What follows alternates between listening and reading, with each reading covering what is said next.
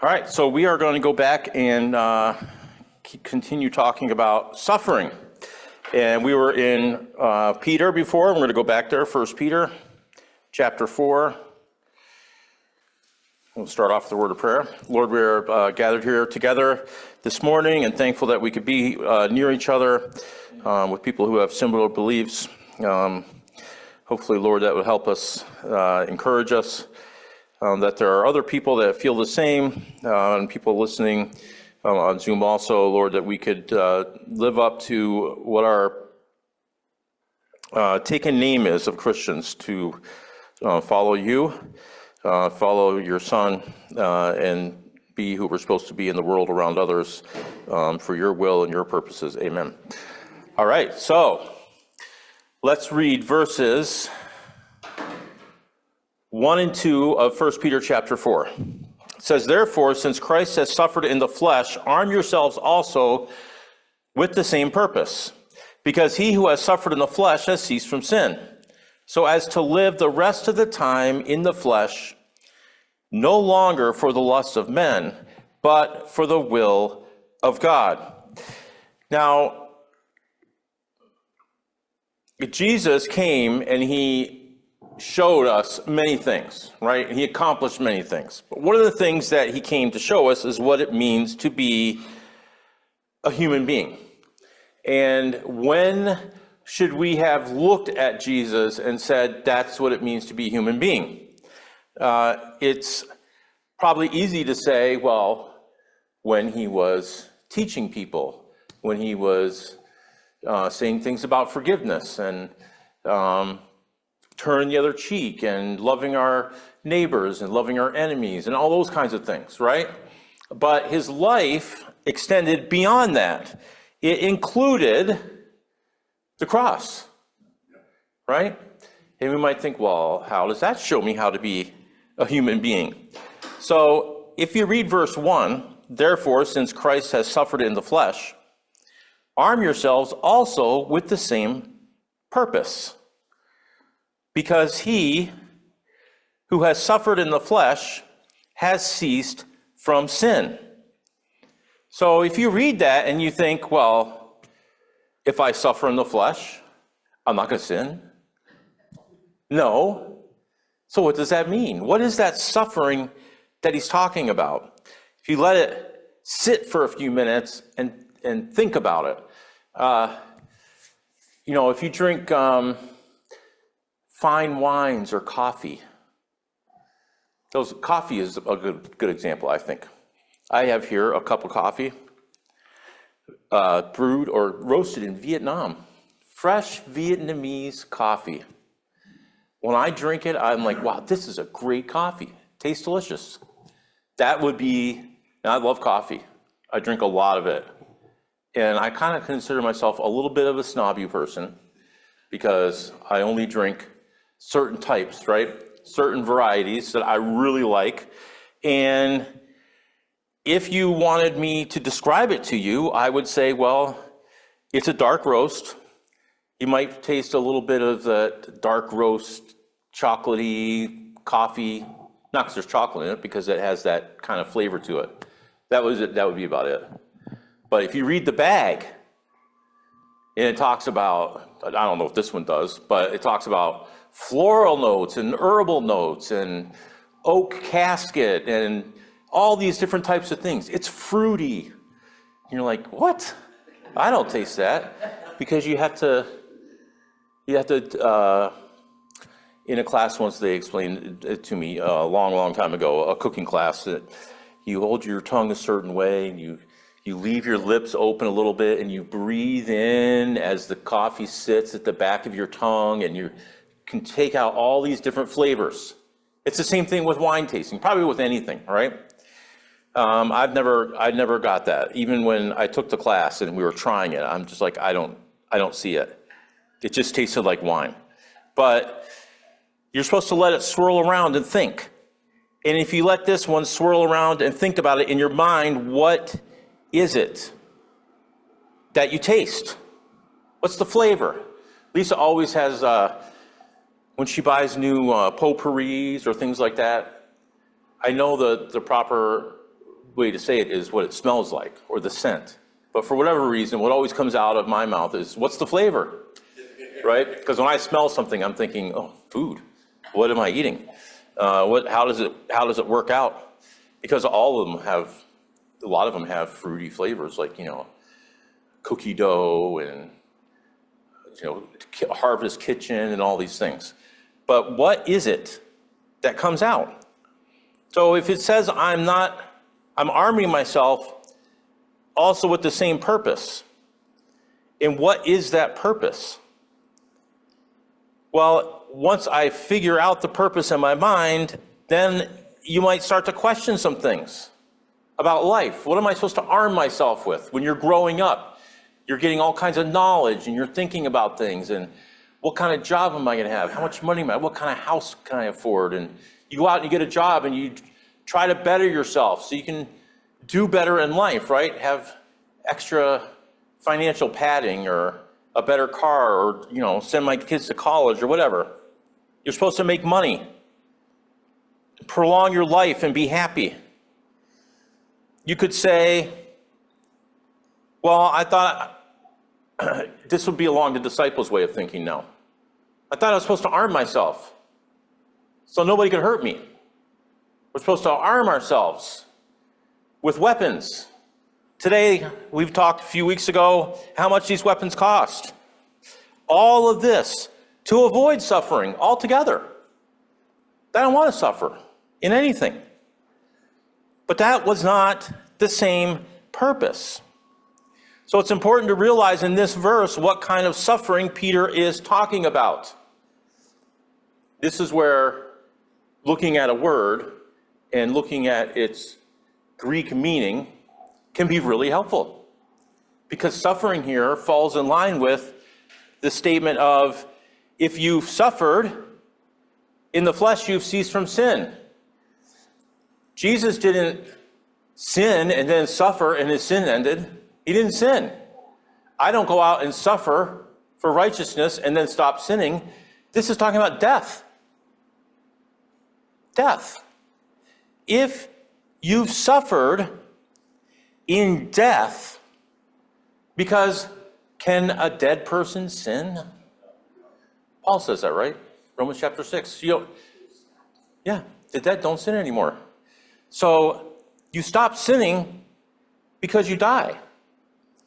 And then when he says, so as to live the rest of the time in the flesh, no longer for the lusts of men, but for the will of God, that little comma there between because he who has suffered in the flesh has ceased from sin, and then the next comma brings that so back to Christ has suffered in the flesh, so arm yourselves for the same purpose, so as to live the rest of the time in the flesh, no longer for the lusts of men, but for the will of God. That's how you live. And that life, you gotta be armed with it. Doesn't mean it's going to happen.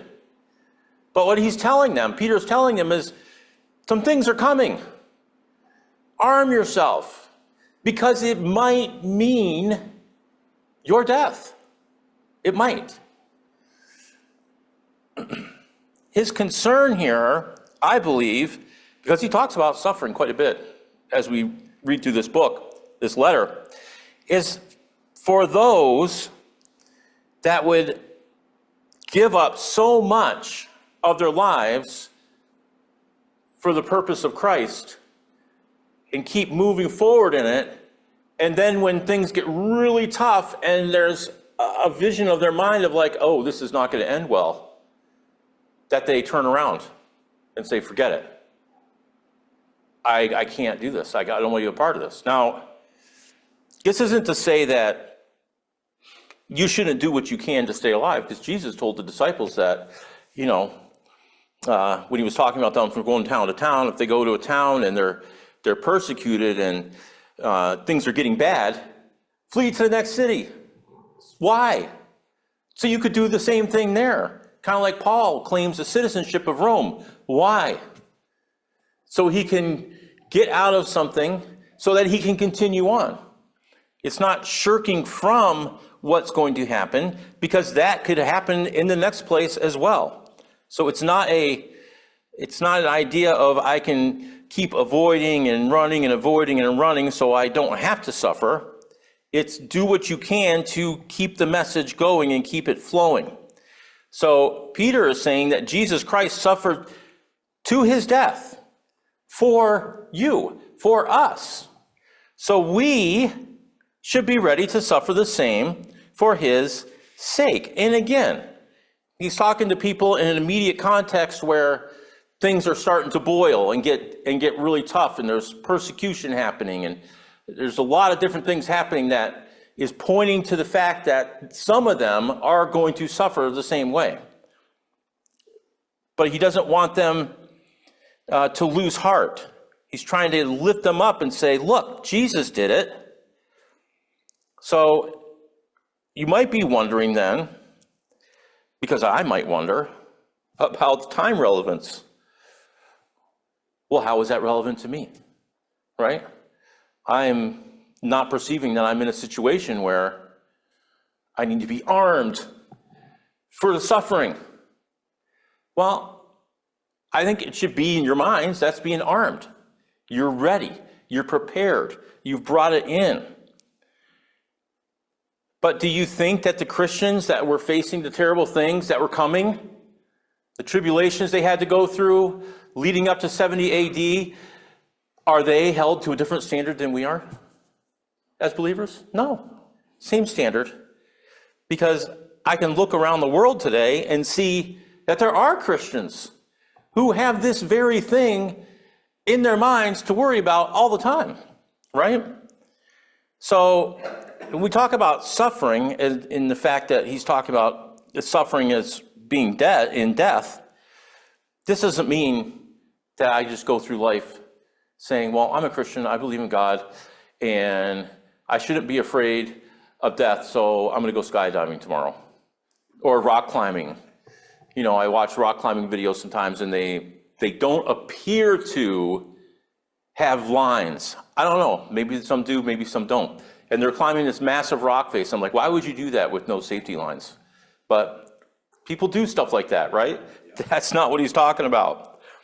He says, no longer live the rest of the time in the flesh. What's the rest of the time? The time you have left. It could be 50 years, 80 years, 2 years, 2 weeks. It doesn't matter. In that time, you don't live for the lusts of men. And I think the lust of men here covers a huge, wide variety of topics, right? It'd be something that you have to think about and almost write them down. Well, this is the lust of men, this is the lust of men, this is the lust of men. And really think about it and get in what the lust of men is. But for the will of God. No longer for the lusts of humanity. We are supposed to live for the will of God with every single moment we have left. It's kind of like when you're, you get a little bit older and you start thinking, well, I might have this many years left. I let so many go by and they were kind of wasted. I wasn't really thinking about it, right? And then you start thinking, oh my goodness, how much time do I have left? I want to do this, I want to do this, and I got to go here and go there, and all kinds of stuff, and you don't want to miss out on it.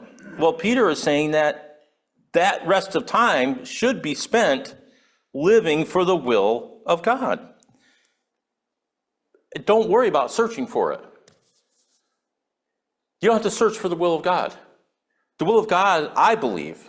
I know some people believe you have to search for the will of God. You have to wait until the right time happens or the right person shows up in front of you. You're in the right spot. I think that the will of God is in front of you everywhere you are, in front of every single person you're in front of. What is the will of God? Well, we can list all kinds of things, but I think if you go back to the Old Testament and the prophets, I think you're talking about love, mercy, and do justice. Love others. But when and where? To whom? That's why some people search. You're not sure. Everywhere you are, towards everyone. That's pretty basic, right? Romans 12, 1 and 2, what does it say? It says, live your life as a self-sacrifice. And what are you supposed to do as a self-sacrifice? Prove what is the will of God, acceptable and perfect, right? That's what we're supposed to do. And remember, that proving isn't prove the will of God is true. It's proving it in your life like a testing ground. You're proving it. You're taking the will of God and you're doing it and showing it to yourself and to others and to God. That's what you're doing. You're proving it by actually doing it. He says, don't be conformed to the world. That's the will of God. This is the world. This is the kingdom. This is my will. This is not my will. Go with God's will, right? Don't go with the rest. Renewing your mind, setting on your mind with what is above. I think Peter and Paul would be shouting, this isn't Paul, but he says similar things, go out there and just do it. Don't conform to the will of the world and its various systems. Don't conform to the will of men. So Peter now, as we continue reading here, is going to switch. So if we say the suffering in death in verse 1, and then just keep that in our minds as we continue reading and think all the rest of the suffering here is about death. It's not. Again, now we see just in the context of the verses as he says them, you could see, well, this might not be about death, so you can look it up. And you could see that, well, now the suffering is going to switch to pain, mental and emotional anguish, things that you might feel as a result of other people doing something to you, or the fact that you're lacking in certain things.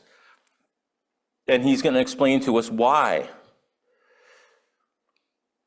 And he says in verse 12, Beloved, do not be surprised at the fiery ordeal among you, which comes upon you for your testing, as though some strange thing were happening to you. But to the degree that you share the sufferings of Christ, keep on rejoicing, so that also at the revelation of his glory you may rejoice in exultation.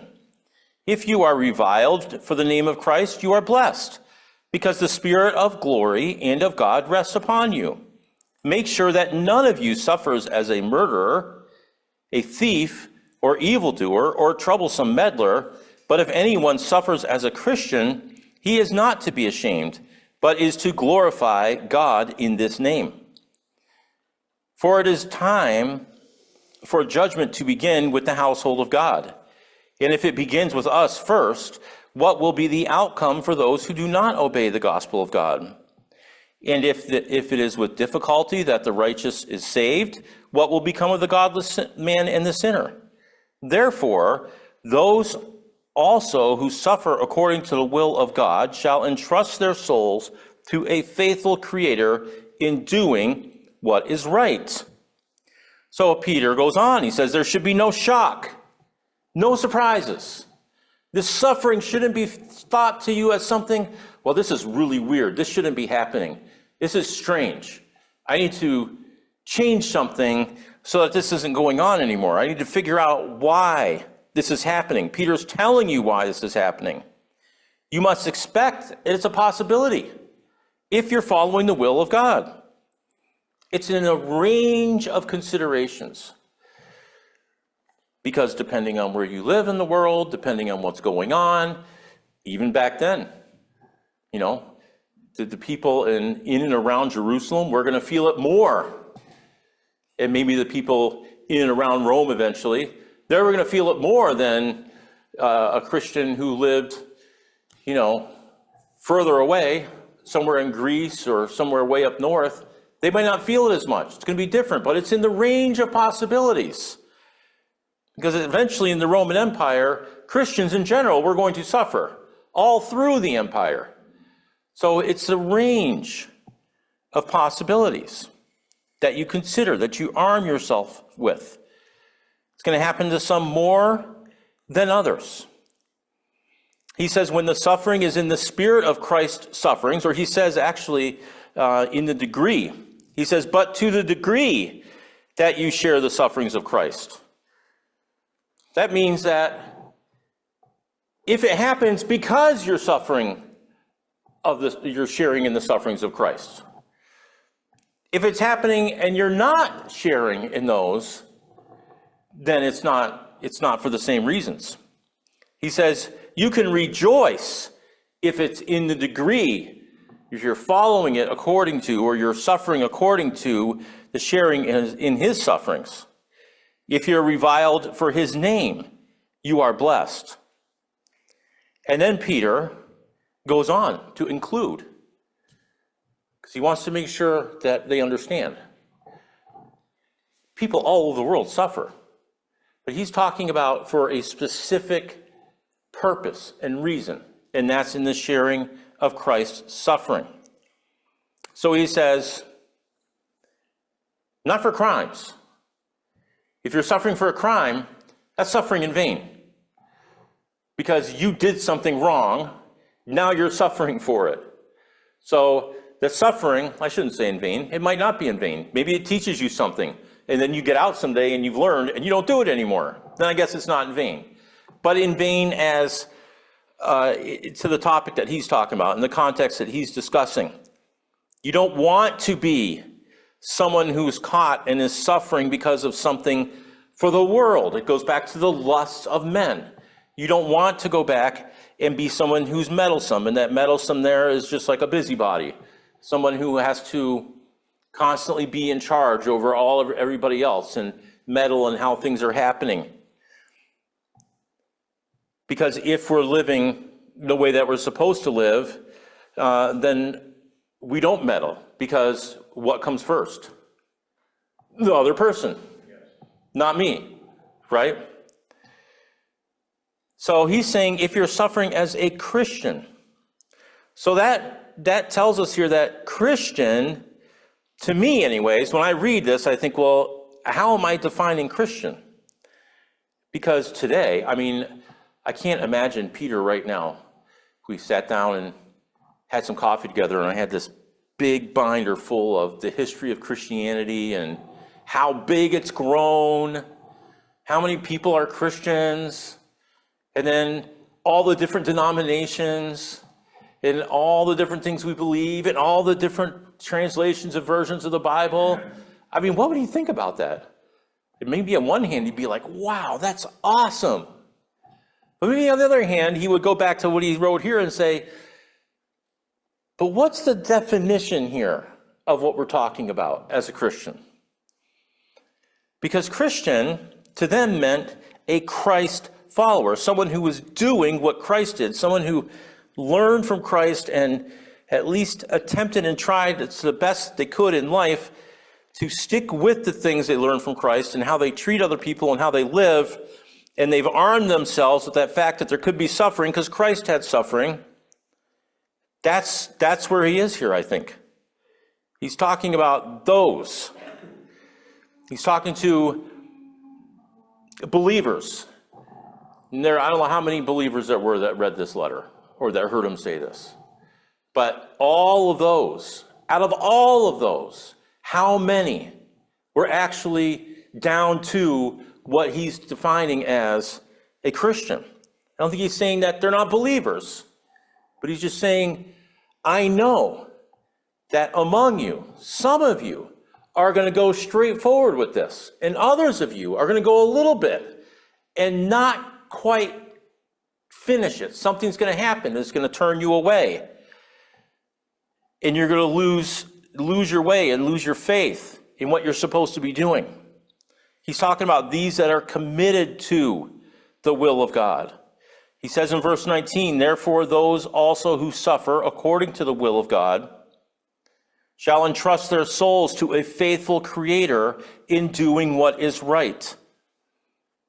So if you're willing to be one of these, you're putting your faith, just like Christ did, put his faith in his Father. You're putting your faith in the same place, and you're saying, this is the right thing. I'm going ahead with it. I'm doing this. It's for the sake of Christ. That you just put your hands or your body, your life, your soul into the hands of your Creator, who is going to do what is right. So as I'm reading this, I'm wondering, how does Peter know all this? Is he just thinking about, oh, this is human nature? How does he know this? How about because he was one of those? He was a believer. He followed Jesus all over the place. He experienced all kinds of things with him. He saw amazing things and miracles. But when it came down to something staring him in the face, a possibility, what did he do? He denied. No, I'm not part of those. Because he was afraid of what would happen. And where were the rest of the disciples? Same thing. We shouldn't just think, oh, well, Peter, he was a bad guy. He denied. Well, the other ones might have not have verbally denied, but they did it through not being there, right? They were not properly armed, as Jesus said, because they still thought that Jesus was meant to take the throne in victory after some massive battle and vanquishing Rome and pushing them out of Israel and reestablishing everything and sitting on a throne and ruling over the worldly powers. That wasn't the arming that they were supposed to have. But Peter now gets this. How does he get it? Because he looks back and he says, this is how Jesus lived. These are the things he said. This is what he taught us. This is what he went through, his death and the resurrection. This is what it's meant for. Jesus was here for everybody else. And so Peter eventually, Spirit helped him. This sinks into his mind and he says, all right, I need to share this with everybody and make sure they understand. So he's helping prepare them because he already knows what could happen, what the possibilities are. And he doesn't want everybody else, all the other believers, to end up in the same place he was. He wants them to take where he was with Christ and doing everything and learning and growing and keep it going. Don't let it stop. And so you wonder, well, maybe Jesus didn't prepare him enough. Well, I don't know. How about if we go to Matthew chapter 5? You don't have to turn there, but in verses 10 to 12. This was the Sermon on the Mount, the first major thing that Jesus does in his ministry is teach all these people these things. And he says, blessed are those who have been persecuted for the sake of righteousness, for theirs is the kingdom of heaven. Blessed are you when people insult you and persecute you and falsely say all kinds of evil against you because of me. Not for any other reason, because of him. Rejoice and be glad, for your reward in heaven is great. For in the same way they persecuted the prophets who were before you. So Jesus taught what Peter's teaching right here very early. He let them know right away, hey, I'm here and I'm going to show you a lot of things. And it's really important that you learn and you stick with me and you keep going. And because of this, if you listen and you do and you learn with me and do the things I do and take what I'm giving you from the Father and put it into your life and put it into action, there's a possibility that you are going to face persecution for the sake of righteousness.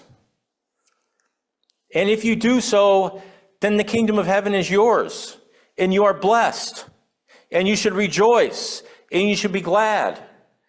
Because unlike the Pharisees who preach on the street corner and pray on the street corner, who get all of their reward on the earth, pats on the back and people holding him in high esteem, it means nothing in the heavens. But if you do what he's saying, and it seems like there is no reward, he's saying there is a reward for you in the heavens. And guess what?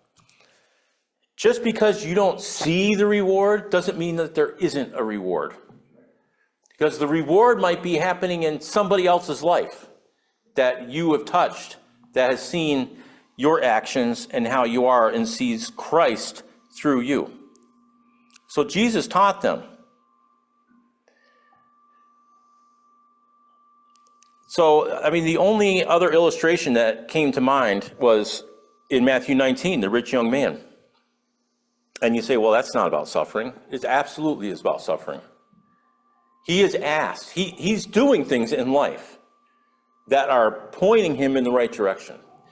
And there are all the things that we would talk about, avoiding the lusts of men, avoiding the ways of the world, right? He doesn't murder. He loves his mom and dad. You know, he honors his parents. And he does what is right in those ways. But Jesus says there's something missing. If only you would take that next step, take what you have and sell it and give the proceeds to those people who need. He stopped. So he was doing the right things, and he was on the right path. Jesus wasn't telling him, well, all those things don't matter. You're not doing the right things. He was saying, those are great, and I'm glad you did those. But there's more, and that more involves giving away what you have for the sake of others. That's for the sake of righteousness. And when the young man turns and walks away, it says that he was full of grief. He was grieving. But what is grieving? Suffering. When you grieve, you're suffering. It's mental anguish. But his suffering amounts to what Peter says, that you don't want to be somebody who is, let me see if I can find it here, in verse 15 of Peter 4, make sure that none of you suffers as a murderer or a thief or an evildoer or as a troublesome meddler. Those aren't the only things. Things like that. You can expand that if you want and look at it. And instead of trying to say, well, I'm not that, or that, so I'm good, you should say, well, I'm not that, or that, but I am this. And that probably lumps in with these. That's what the rich young man just did.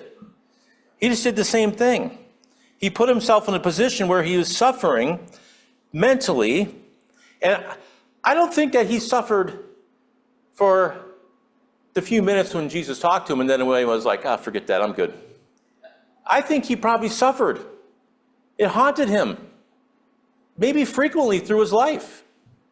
All I had to do, but I can't. It's so hard because I got so much property. I got power. I got money. It's hard. How can I do this? It was probably agonizing. And he went away. And Jesus said, you know, it's easier to go through the eye of a needle, right? Than it is, or camel. Yeah, put a camel through the eye of a needle. And it is for a rich person to see the kingdom of God.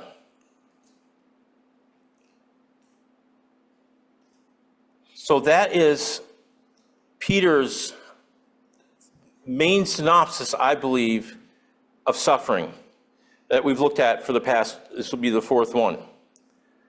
What suffering is, how big suffering could be, how much it could be, what are the reasons for it. And I think sometimes things are put in front of us, or we're in a certain situation and we got to stop and think. It's for righteousness. And I think a great thing here would be to stop at, blessed are those who have been persecuted for the sake of righteousness, and start thinking about what is righteousness. What does righteousness there entail? How deep does it go? What is righteousness? Something to think about and try to see what is the sake of righteousness. Because I think that one word righteousness has a deep well of meaning for us to draw from. So I'm going to end it there for today. And we'll see if I have some ideas for next week related to this, but more from Jesus' teachings.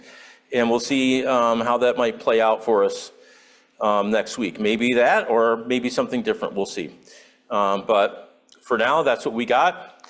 I hope you got some kind of blessing out of it, and it gives you some type of things to think about, because that's what it does for me. It just settles in my mind, right? And I think, where am I?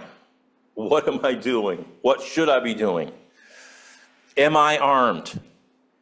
for that sake. Important to know. Amen.